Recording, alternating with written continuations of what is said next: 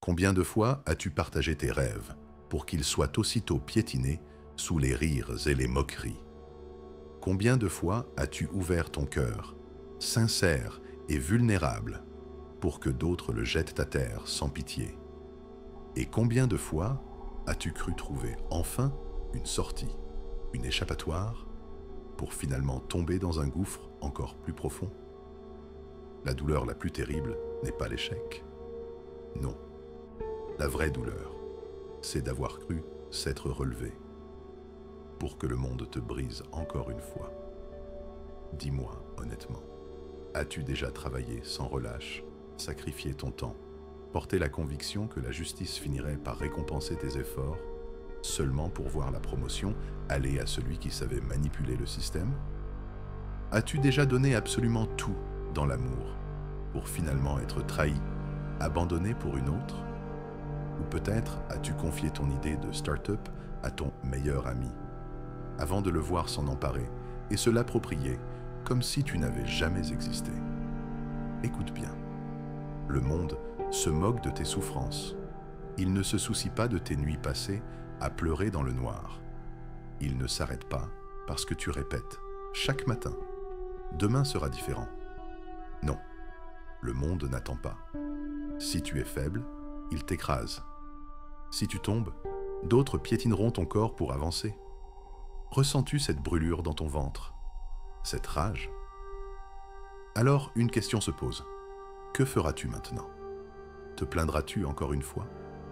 Ou transformeras-tu ton amertume en feu ardent, dans ton regard, dans ton âme, jusqu'à devenir l'un de ces rares que l'on craint et que l'on respecte? La vérité est brutale, la justice est une illusion. Ta gentillesse ne t'apporte pas le respect.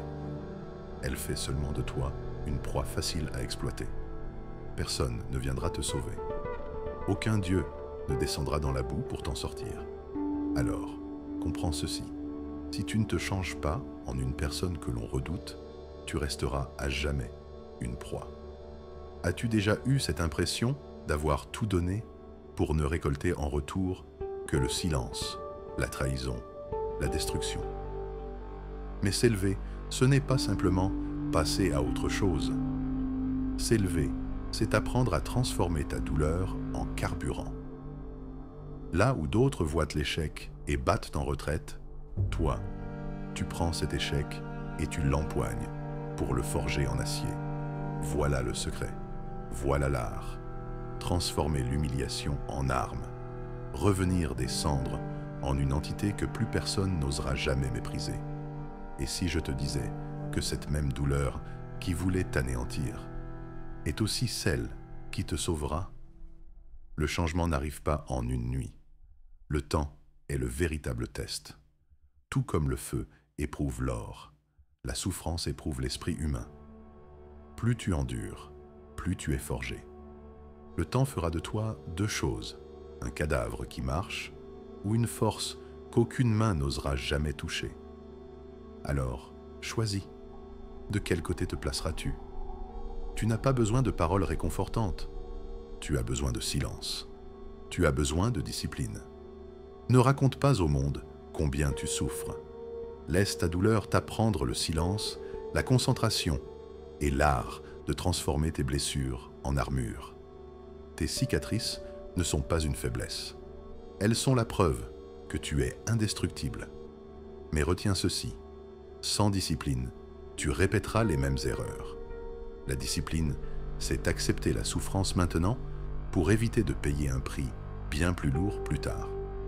Les faibles vivent guidés par leurs émotions. Les forts vivent guidés par la discipline. Et c'est elle, la discipline, qui te transforme en quelqu'un que les autres craignent de trahir. Alors, demande-toi, es-tu esclave de tes émotions ou maître de ta discipline? Si aujourd'hui était ton dernier jour, aurais-tu encore peur d'être jugé? Aurais-tu encore peur des moqueries? Ou vivrais-tu enfin comme ton véritable toi? Car lorsque tu vis comme s'il n'y avait pas de lendemain, toutes les chaînes disparaissent. Tous les regards sceptiques se dissolvent. Et dans ce moment précis, tu goûtes enfin à la liberté. Oseras-tu vivre ainsi, dès aujourd'hui? Ce n'est plus une question de se relever. C'est une question de reprendre le pouvoir qui a toujours été en toi. Pas un pouvoir qu'on t'accorde, pas un pouvoir qui dépend des autres. Un pouvoir brut, sauvage, qui fait que même dans ton silence, le monde entier ressent le besoin instinctif de te respecter. N'oublie jamais, tu n'es pas né pour être une proie. Tu es né pour devenir celui dont le silence seul inspire la crainte. As-tu remarqué que, souvent, au moment précis où tu partages ta vérité la plus importante, c'est aussi l'instant où elle perd sa puissance?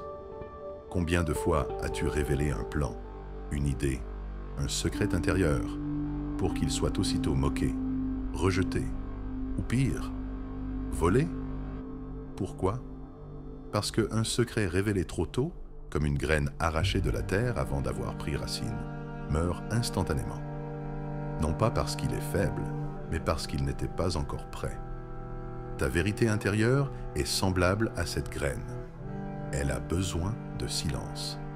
Elle doit être protégée des regards sceptiques, des voix moqueuses, des mains avides. Alors, pose-toi la question.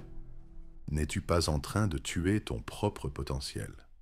Simplement parce que tu n'as pas la patience d'attendre? Regarde autour de toi. Sur les réseaux sociaux, combien annoncent leur grande résolution?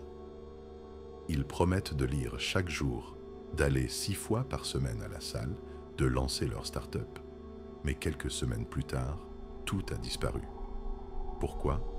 Parce qu'ils ont planté leurs graines sur un terrain public, et les regards envieux, les jugements et le ridicule les ont écrasées avant même qu'elles ne grandissent.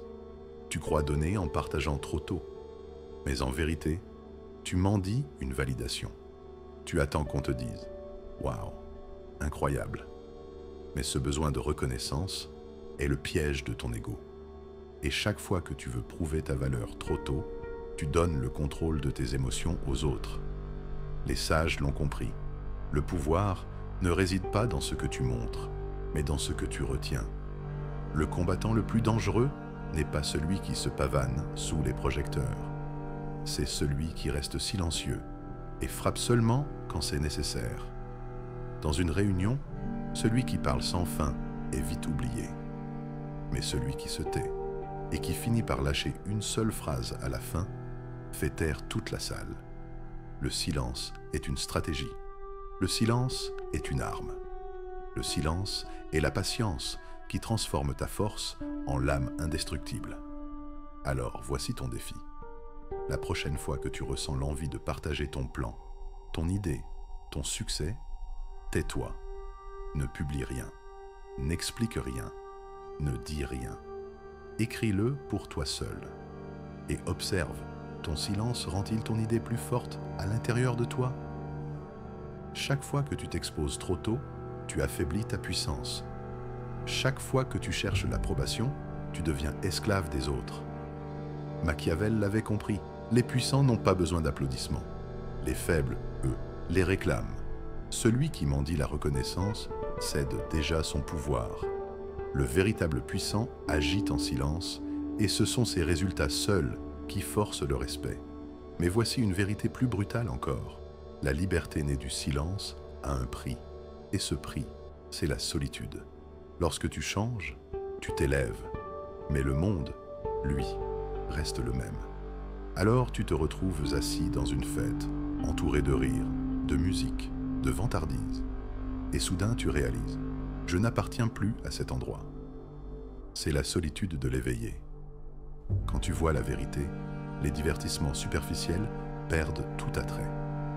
Quand tu comprends la discipline, tu refuses de gaspiller ton temps. Quand tu maîtrises le silence, tu n'as plus besoin de crier pour exister. Et alors, tu perds une chose, ton harmonie avec la masse. Les autres te jugeront froid, distant, arrogant. Mais en réalité, tu avances simplement sur un chemin qu'ils n'ont jamais vu. Oses-tu continuer, sachant que ce chemin mène à l'isolement? Oses-tu sacrifier des amitiés mortes pour rester fidèle à ton vrai moi? Souviens-toi, un loup solitaire est toujours plus dangereux qu'un troupeau de moutons, car celui qui embrasse la solitude ne cherche plus jamais l'approbation. Et quand tu n'as plus besoin de reconnaissance, tu deviens libre. La solitude est un test. Chaque fois que tu la traverses, tu franchis un nouveau palier. Quand tu apprends à rester seul, sans te sentir vide, quand ton silence devient ta source de puissance, tu comprends que tu n'étais jamais isolé. Tu étais en train de forger ton véritable toi. Et un jour viendra. Le même public qui t'avait ri au nez se taira, rien qu'à ton entrée dans la pièce. Pas parce que tu as crié, pas parce que tu as réclamé le respect, mais parce que ton changement intérieur sera trop visible, trop fort, trop indéniable. Ton silence ébranlera plus que 1000 discours. Maîtriser le silence, ce n'est pas fuir, c'est apprendre à devenir celui dont la simple présence fait trembler les autres.